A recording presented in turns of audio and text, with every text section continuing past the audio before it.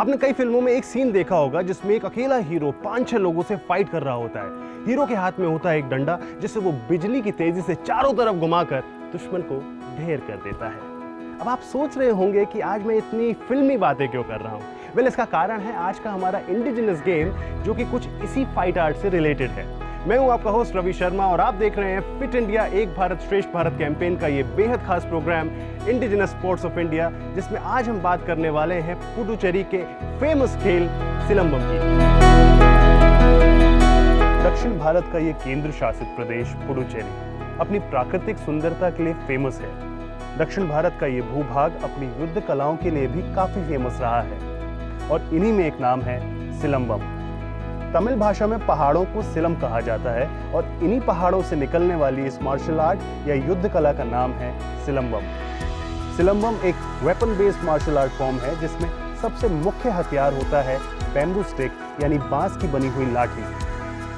भारत में हजारों साल से चली आ रही ये युद्ध कला आज Malaysia, Singapore, Sri Lanka, Thailand, England, America और इंडोनेशिया जैसे देशों में प्रैक्टिस की जाती है। ऐसा माना जाता है कि सिलंबम की युद्ध कला प्री हिस्टोरिक टाइम से ही प्रैक्टिस की जाती थी।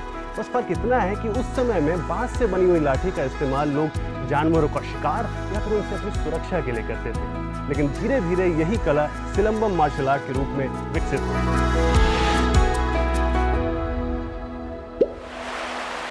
ऋषि अगस्त्य को प्राचीन युद्ध कला का पहला गुरु माना जाता है।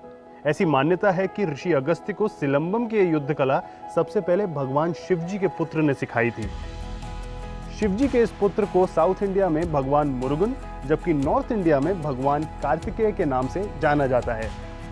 ऋषि अगस्त्य ने तमिलनाडु के पहाड़ों में रहने वाली नरिकुरवा जनजाति को यह कला सिखाई। सिलंबम कला का उपयोग इस जनजाति के लोग शिकार करने के लिए करते थे। पहाड़ों में तपस्या करने वाले ऋषि मुनियों ने नरिकुरवा जनजाति से ये कला सीखी और फिर ये कला गुरुकुल के माध्यम से लोगों तक पहुंचाई। राजाओं के संरक्षण में ये युद्ध कला धीरे धीरे काफी विकसित हुई। सिकंदर और पोरस के बीच हुई लड़ाई के बारे में ज्यादातर लोग जानते हैं, लेकिन क्या आपको पता है कि इस युद्ध में पोरस की सेना ने बैम्बू स्टिक का यूज करके सिलंबम कला से भी युद्ध किया था। इनफैक्ट द्रविड़ राजाओं की पैदल सेना में एक टुकड़ी सिलंबम फाइटर्स की भी होती थी। भारत में युद्ध कलाओं का इतिहास काफी पुराना और रोमांचक रहा है।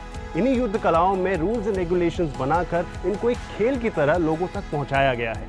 सिलंबम की बात करें तो अब तक आपको ये तो पता चल ही गया होगा कि इसका मुख्य हथियार है डंडा, लेकिन इसके अलावा कई और वेपन्स हैं जो कि सिलंबम में यूज किए जाते हैं। तो चलिए जानते हैं इन हथियारों के बारे में और इन्हें यूज कैसे किया जाता है। सिलंबम एक वेपन बेस्ड मार्शल आर्ट है जिसमें सबसे प्रमुख हथियार होता है बांस की बनी हुई लाठी, लेकिन इसके अलावा कुछ और हथियार जैसे मादुगु यानी डियर हॉर्न, काठी यानी नाइफ और वाल यानी सोर्ड का भी प्रयोग होता है। इसके अलावा सिलंबम के अनआर्म्ड वर्जन में जानवरों की मुद्राओं जैसे स्नेक पोज, टाइगर पोज या ईगल पोज का उपयोग करके भी फाइट्स की जाती हैं।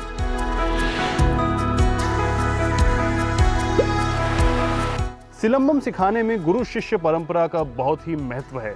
सिलंबम की मुख्यतया 16 टेक्निक्स हैं।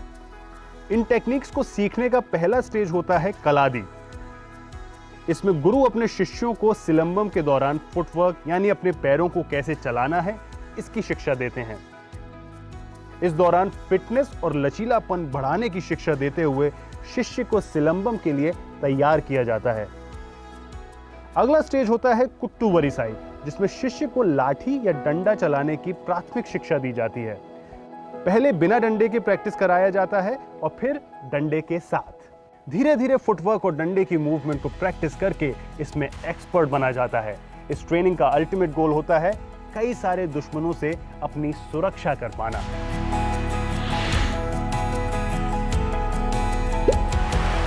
सिलंबम की ट्रेनिंग सामान्यतः छोटे ग्रुप में या 1-to-1 की जाती है। ट्रेनिंग में लगभग 10 स्टेज होते हैं जिनको पूरा करने में कई बार 7 साल तक का समय लग सकता है। पहला स्टेप होता है ओत्थाई विच्ची, जिसमें मसल्स, नर्व्स और टेंडन की कंडीशनिंग पर ध्यान दिया जाता है। दूसरा स्टेप है येरेथाई विच्ची, जिसमें बेसिक स्पिनिंग और रोटेटिंग टेक्निक्स सिखाई जाती हैं।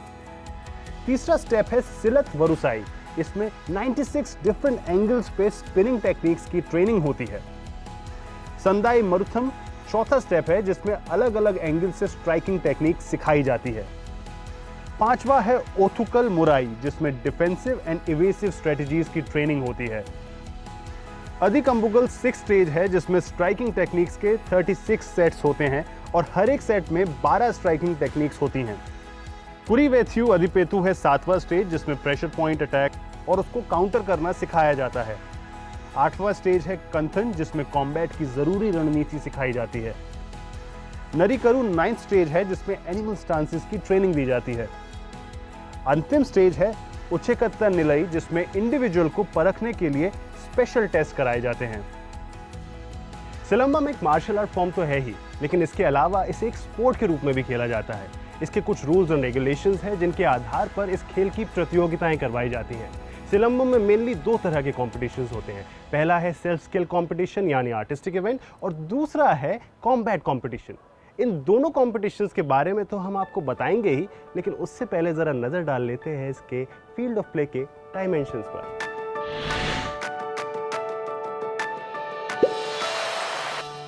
दोनों ही तरह के इवेंट सर्कुलर मैट पर होते हैं। मैट पर 3 सर्कल्स होते हैं। सबसे छोटा सर्कल 2.5 फीट रेडियस का होता है और ये येलो कलर का होता है। इसे स्टार्टिंग जोन कहा जाता है। मिडिल सर्कल 10 फीट रेडियस का होता है और इसका कलर ब्लू होता है। इसे कॉम्बैट जोन कहा जाता है। आउटर सर्कल 12 फीट रेडियस का होता है जो रेड कलर का होता है। इसे कॉशन जोन कहा जाता है। मैट के चारों तरफ जजेस होते हैं जो स्कोरिंग करते हैं।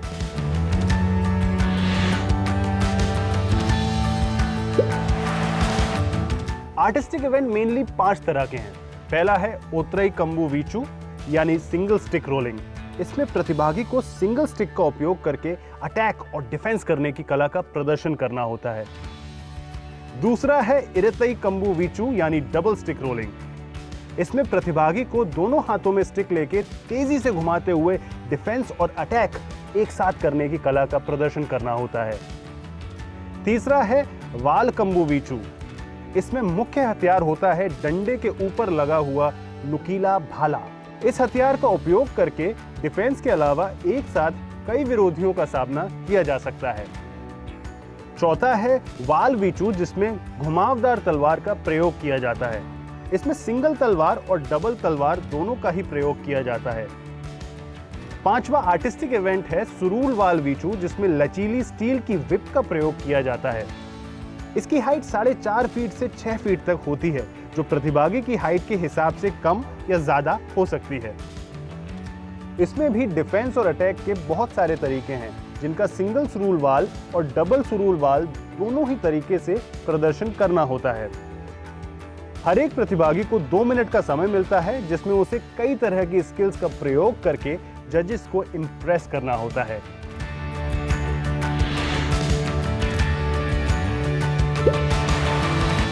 कॉम्बैट कंपटीशन को कंबू संदई कहा जाता है जो आमने सामने की लड़ाई होती है। इसमें 2-2 मिनट के 3 राउंड होते हैं और हर एक राउंड के बीच 1 मिनट का ब्रेक होता है।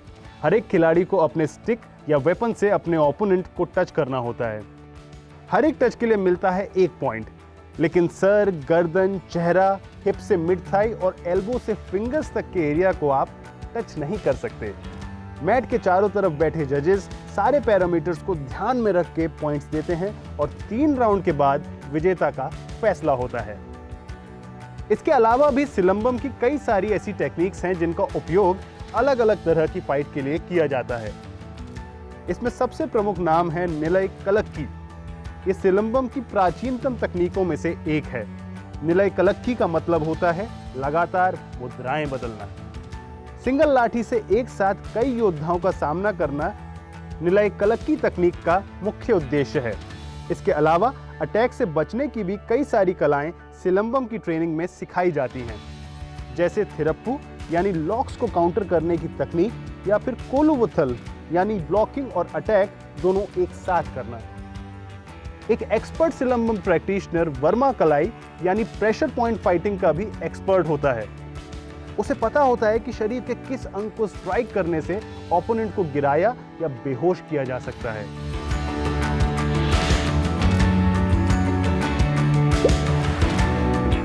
ऑल इंडिया सिलंबम फेडरेशन 2004 में गवर्नमेंट ऑफ तमिलनाडु में रजिस्टर हुई और तब से ये संस्था लगातार सिलंबम के कॉम्पिटिशन्स आयोजित करवा रही है। इसके अलावा ये संस्था इस खेल को पूरे विश्व में लोकप्रिय बनाने के लिए भी काफी प्रयासरत है। तो ये थी एक खूबसूरत से खेल की एक खूबसूरत सी कहानी और उससे जुड़ी हुई ढेर सारी जानकारी। आई होप अगली बार जब आप किसी फिल्म में हीरो को अकेले ही एक डंडे से दुश्मनों की छुट्टी करते हुए देखेंगे तो आपको समझ आ जाएगा कि ये सिलंबम का कमाल है। ऐसे ही कुछ कमाल के खेलों के साथ हम आपके सामने फिर हाजिर होंगे हमारे फिट इंडिया एक भारत श्रेष्ठ भारत कैंपेन के इस बेहद खास programme indigenous sports of India में। तब तक के लिए यू स्टे फिट। जय हिंद।